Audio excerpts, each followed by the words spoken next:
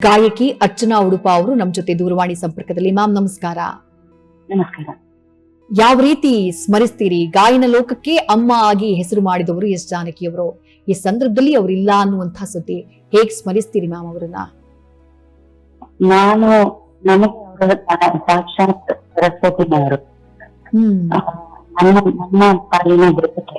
ನಾನು ನನ್ನ ದೇವತೆಯನ್ನು ಕಳ್ಕೊಂಡಿದ್ದೀನಿ. ನನಗೆ ತುಂಬಾ ಹತ್ರವಾಗಿದ್ದವರು, ತುಂಬಾ ನನ್ನ ಮೇಲೆ ಗಾಯಕರಾಗಿ ಮತ್ತು ಆಸ್ ಎ ಹ್ಯೂಮನ್ ಬೀಯಿಂಗ್ ನನ್ನ ಮೇಲೆ ತುಂಬಾ ಇಂಪ್ಯಾಕ್ಟ್ ಮಾಡಿದಂತ ಇಬ್ರು ಅಂದ್ರೆ ಒಂದು ಎಸ್.ಪಿ. ಬಾಲಸುಬ್ರಹ್ಮಣ್ಯಂ ಅವರು, ಒಂದು ಜಾನಕಿ ಅಮ್ಮನವರು. ಜಾನಕಿ ಅಮ್ಮನವರ ಜೊತೆ ನಾನು ನನ್ನ ಜನ್ಮದ ಸುಕೃತವಾಗಿ ಗೊತ್ತಿಲ್ಲ, 6 ತಿಂಗಳು ಅವ್ರ ಜೊತೆ ನಾನು ಒಡನಾಡಿದೀನಿ, ವರ್ಕ್ ಮಾಡಿದೀನಿ. ನಾನು ಸರಗಮಪಾಗೆ ಆಂಕರ್ ಮಾಡ್ತಾ ಇದ್ದಾಗ ಬಹಳ ವರ್ಷಗಳ ಹಿಂದೆ ನಾನು ಆಂಕರಿಂಗ್ ಮಾಡ್ತಿದ್ದೆ. ಅವರು ಜಡ್ಜ್ ಆಗಿ ಕುತ್ಕೊಂಡಿದ್ರು. ಜಡ್ಜ್ ಅಂದ್ರೆ ನಾ ಜಡ್ಜ್ ಮಾಡಲ್ಲ ಯಾರನ್ನು, ನಾನು ಬರೀ ಪ್ರೋತ್ಸಾಹದ ಮಾತುಗಳನ್ನ ಆಡಬಲ್ಲೆ ಅಂತ ಹೇಳಿದ್ರು. ಅವಾಗ ಸ್ಪೆಷಲ್ ಗೆಸ್ಟ್ ಆಗಿ ಇಡೀ ಒಂದು ಸೀಸನ್ ಅವ್ರು ಕುತ್ಕೊಂತಾ ಇದ್ರು. ಅವಾಗ ಕಳೆದಂತ ಕ್ಷಣಗಳನ್ನ ನಾನು ನನ್ನ ಇಡೀ ಜೀವನದಲ್ಲಿ ಮರೆಯಕ್ ಸಾಧ್ಯ ಇಲ್ಲ. ನಾನು ಅವ್ರ ಬೆಂಗಳೂರಿಗೆ ಬಂದ ತಕ್ಷಣ ಪಾಪ ಅಸ್ತಮ ಅಟ್ಯಾಕ್ ಆಗೋದು.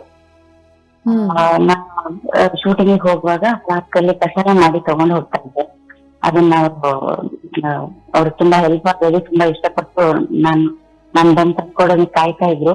ನಾನ್ ರೆಡಿ ಆಗಿ ಹೋಗ್ಬೇಕು, ಸೆಟ್ಟಿ ಹೋಗಕ್ ಮುಂಚೆ ಅವರಿಗೆ ಅವ್ರ ರೂಮಿಗೆ ಹೋಗಿ ಅವ್ರಿಗೆ ನಾನು ಹೇಗ್ ರೆಡಿ ಆಗಿದ್ದೀನಿ ಅಂತ ತೋರಿಸ್ದೆ ಹೋಗಂಗೇ ಇಲ್ಲ.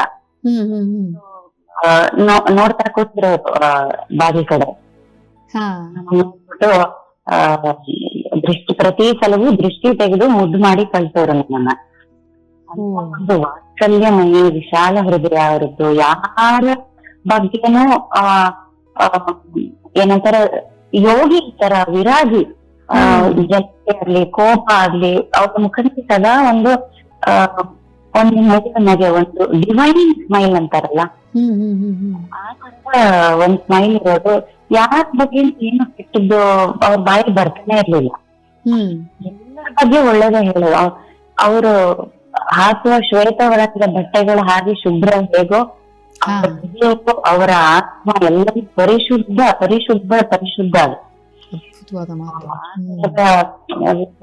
ನಭೂತೋ ನ ಭವಿಷ್ಯತಿ, ಆ ತರದ ವ್ಯಕ್ತಿಗಳು ಮತ್ತೆ ಇರೋದಿಲ್ಲ. ನಿಜ ನಿಜ.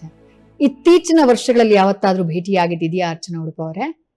ಕೆಲವು ತಿಂಗಳ ಹಿಂದೆ ನಾನು ಮೈಸೂರಿಗೆ ಹೋಗಿದ್ದೆ. ಅವ್ರನ್ನ ನಾನು ಅವರಿಬ್ರು ಹೋಗಿ ಅವ್ರನ್ನ ನೋಡ್ಕೊಂಡು 1-2 ಗಂಟೆಗಳ ಕಾಲ ಟೈಮ್ ಹೋಯ್ತು ಅಂತಾನೆ ಗೊತ್ತಾಗಿಲ್ಲ. ಚೆನ್ನಾಗಿ ಮಾತುಕತೆ ಹರಿಕೆ ಹೊಡೆದು ನಾನು ಅವರೆದುರಿಗೆ ಅವರ one of the most difficult songs Jayagowri ಜಗದೀಶ್ವರಿನ ಅವರೆದುರಿಗೆ ಹಾಡಿ ಅವ್ರ ಹತ್ರ ಶಭಾಷಣ ಇಟ್ಕೊಂಡು ಎಲ್ಲ ನಂದಿದ್ದಾಯ್ತು. ಅವ್ರ ಮಗ ತೀರ್ಕೊಂಡ್ಮೇಲೆ ಮತ್ತೆ ಹೋಗಿ ನೋಡ್ಬೇಕು ಅಂತ ನಾನು ಪ್ಲಾನ್ ಮಾಡ್ತಿದ್ದೆ, ಅಷ್ಟೊತ್ತಿಗೆ ಬಿಟ್ಟು ಹೋಗ್ಬಿಟ್ರು ನಮ್ಮನ್ನ. ಥ್ಯಾಂಕ್ ಯು ಅರ್ಚನಾ ಉಡುಪ ಅವರೇ, ನ್ಯೂಸ್ ಫಸ್ಟ್ ಜೊತೆ ಮಾತನಾಡಿದ್ದಕ್ಕೆ. ನ್ಯೂಸ್ ಫಸ್ಟ್ ನಿರ್ಭೀತಿಯಿಂದ ನಿಮ್ಮ ಪರವಾಗಿ.